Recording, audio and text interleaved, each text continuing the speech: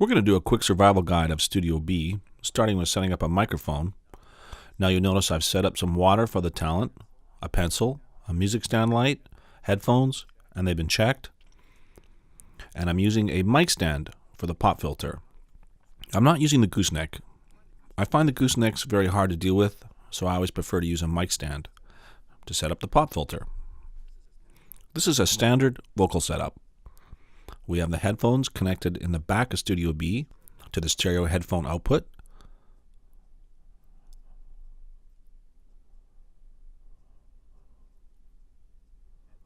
And we have the microphone plugged into channel 21 on the patch bay. You'll notice on the right hand side there's a headphone output. This is from Studio A. Sometimes people plug in here and say the headphones don't work. Well, you're actually getting the headphone sound from Studio A.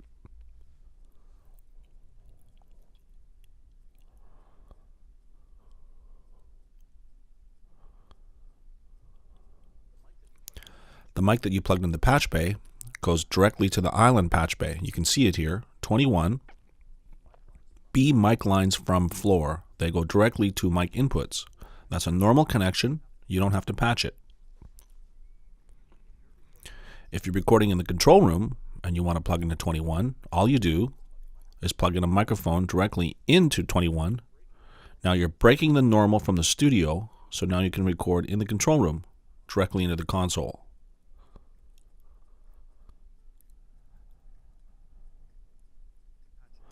To patch in and out of Pro Tools, we come from the direct bus out, channel 21, the black cable, and we go to Digi in 1.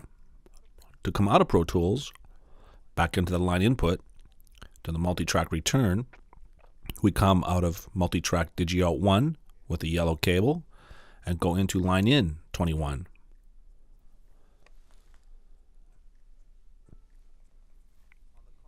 On the console, we use the mic knob, the blue mic knob for the mic, set that to unity gain. Right above that, if we want a high pass filter, turn the filter on, set it to channel for the mic.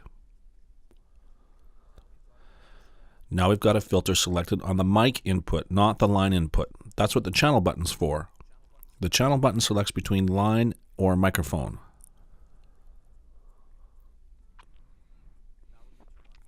Now we're going to turn on phantom power. This is a condenser microphone. Sends 48 volts to the microphone, and we adjust the mic trim.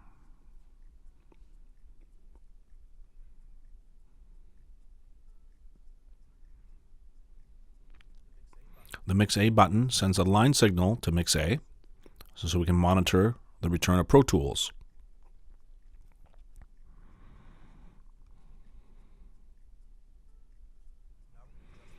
Now we're going to adjust the monitor for the talent. We're going to use Send 7 and 8. So with Send 7 and 8, we turn up the level, press down Send 7, Send 8, and we also want to press down Pre, so it's pre-fader. No matter what we do with the fader, it won't affect the talent send.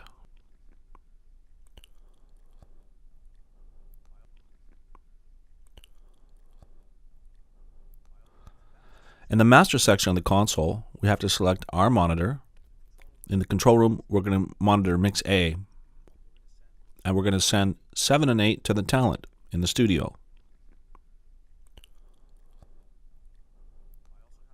I also have to make sure that the Send 7 and 8 master is on, so I hit Send 7 and 8, and I adjust the level of the headphones. Send 7 and 8 is the headphone master. Down at the bottom, I have to turn the headphone on with this button. This button's hard to see, it's not very bright, but that button turns on the headphones.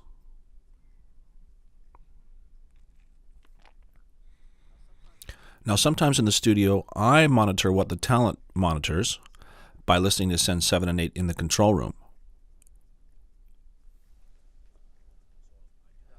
So I do that by pressing Send 7 and 8, so now we hear what the talent hears.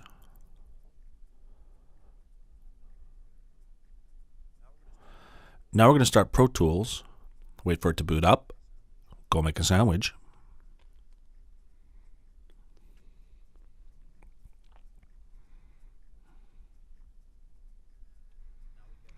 Now we get the quick start. We create a blank session, record at 44.1, 24-bit, okay.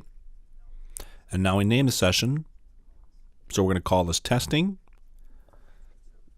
It's a good sandwich, by the way. And Pro Tools will put in the session for us.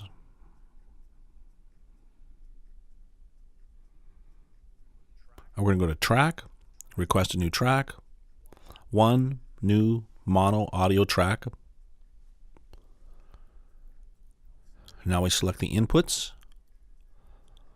The input is digi-in number 1, and the output is going to be digi-out number 1. So we select our inputs and our outputs. Now we have to hit record ready for the track to be enabled and to see the level. Now we're ready to record in Pro Tools.